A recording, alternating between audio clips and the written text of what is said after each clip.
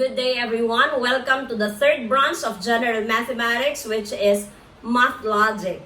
Our topic for today is illustrating and symbolizing propositions. What is a proposition? Proposition is a declarative sentence that is either true or false, but not both. Of course, when we say declarative sentence, it is a sentence that states a fact and it ends with a period.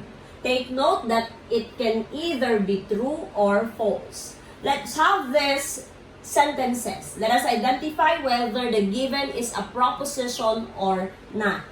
Number 1, Luzon is an island in the Philippines. It ends with a period, yes, and it states a fact, that is, Luzon is an island in the Philippines, yes. So therefore, this one is a proposition, and if we will identify whether it is true or false, it is a true proposition. Okay? Number 2, find the number which divides your age. So this one ends with a period, but it does not state a fact. Therefore, this is not a proposition. What kind of sentence is this? This kind of sentence is called imperative sentence. It is a command or it is a request. Remember that. Number 3, tomorrow is Tuesday. This one is also a declarative sentence. Therefore, this is a proposition. Now, tomorrow is Tuesday. If today is Tuesday, tomorrow will be Wednesday. So therefore, this one is false because today is Tuesday. Okay. But this one is a declarative sentence. Therefore, this is also a proposition.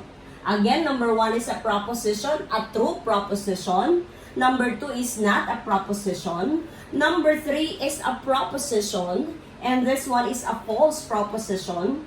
Number 4, welcome to the Philippines. This one ends with an exclamation point.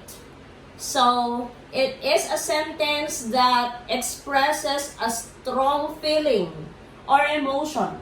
So, this one is not a declarative sentence. We call it as exclamatory sentence. Therefore, this is not a proposition. Okay? Number 4 is not a proposition. Number 2 is not a proposition. Number 5, 3 plus 2 equals 5. 3 plus 2 equals 5. Again, this one is a proposition because this is a declarative sentence. It states a fact. 3 plus 2 equals 5. And we know that this one is a true proposition. Let us go to number 6. Either 1 is an even or 4 is not a perfect square. This one is a declarative sentence, therefore it is a proposition. Now, is this a true proposition or a false? This one is a false proposition because it says here 1 is an even. We know that 1 is not an even and 4 is not a perfect. We know that 4 is a perfect square. Okay, number 7. What is the domain of the function? This one is not a declarative sentence because it ends with a question mark. This one is called an interrogative sentence because it is asking something. If you are asking something, we call it as interrogative sentence. Okay, so therefore number 7 is not a proposition. Number 8, grass is red. This one is a declarative. So this is a proposition.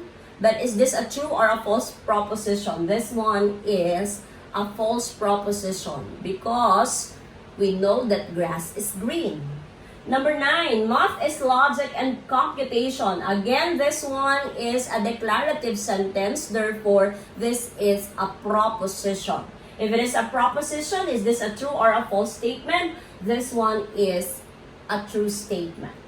Number 10, if you are a grade 11 student, then you are a Filipino.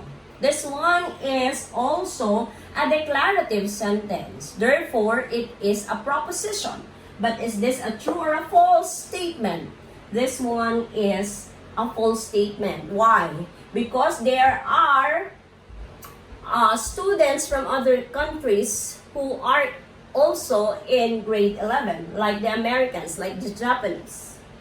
Number 11, Jose Rizal is our national hero.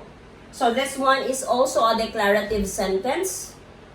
Is this a true statement or a false? This one is true because Jose Rizal is our national hero. Number 12, who is the first president of the republic?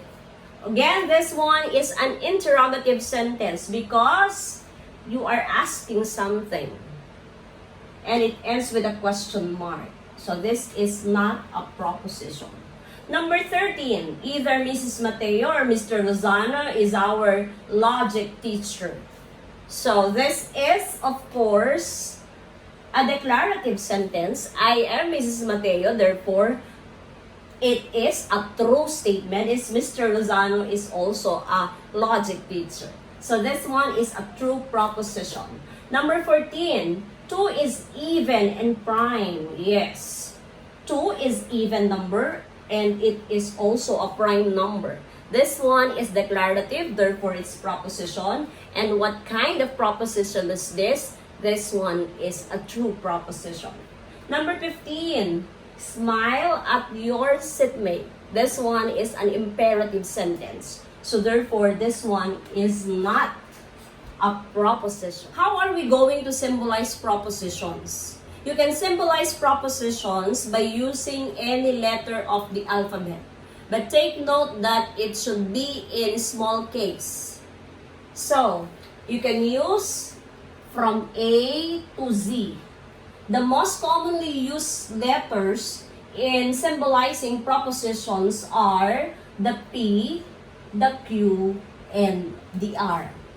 Example 1, Mr. Duterte is the President of the Philippines. This one is a declarative and it is a true sentence, therefore this is a proposition. So how are we going to denote this or symbolize this? To symbolize this, you just use any letter here, P, Q, R, or any letter that you want. But I will be using the most commonly used letters, so I will be representing this as proposition Q. Next, general mathematics is a core subject. This one is a true proposition. It is declarative. So I will be symbolizing it as R. You can use also P if you want, or Q. What about 3? The shape of the earth is circle. This one is also a declarative. It is a proposition, but it is not a true proposition because we know that the shape of the earth is a sphere. So therefore, I can use this one,